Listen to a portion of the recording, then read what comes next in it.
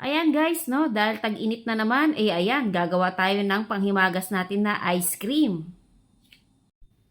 So ayan guys, no, sa isang clear bowl natin, no, ayan, nandito na ang ating cream.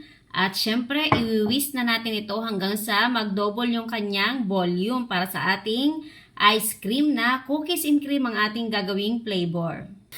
So ayan guys, no, i-whisk na natin hanggang sa mag-double yung kanyang volume.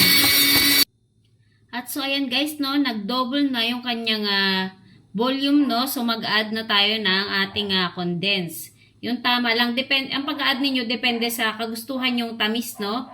O syempre tayo, yung sakto lang yung tamis ang ilalagay natin. So ayan, tama na muna yung ganyan kalahati, no. At i-whip ulit natin siya hanggang sa mag-combine yung ating nilagay na condense. At so ayan guys, para malaman natin kung tama na yung tamis niya, no. So tikman natin kung mag-add pa tayo, no.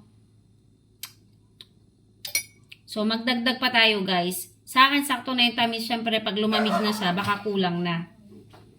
So ayan, magtira tayo ng mga 1/4 lang dito sa ating condense, no.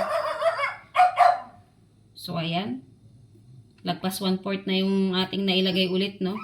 So, parang natira dito mga 1/8 na lang sa ating can. At i-whip ulit natin siya guys.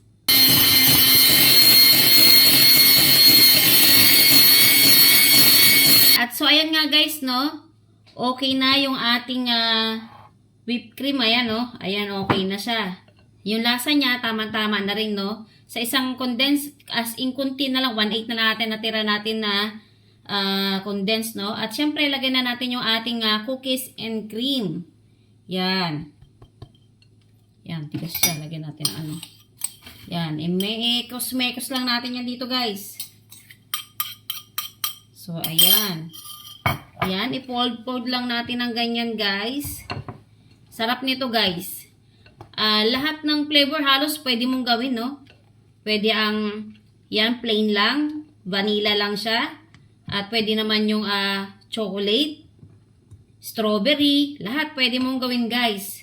So ayan na siya guys, meron ka ng cookies and cream ice cream. Wow! At so ayan na nga guys, no, natapos na natin yung ating paggawa ng ating cookies and cream na ice cream.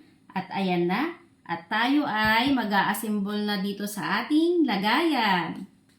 Pwede itong pangtinda guys. Yan, syempre i-mix natin bago natin para lahat yung may mga buo-buo din siya na cookies and cream. Yan. So, ganyan guys, oh. Ayan. At tatakpan na natin siya. So, ganyan lamang lahat hanggang sa maubos natin yung ating mixture, no, sa paglagay dito, no. So, yan na. At syempre, after nito, ipapalamig natin. At meron na tayong dessert.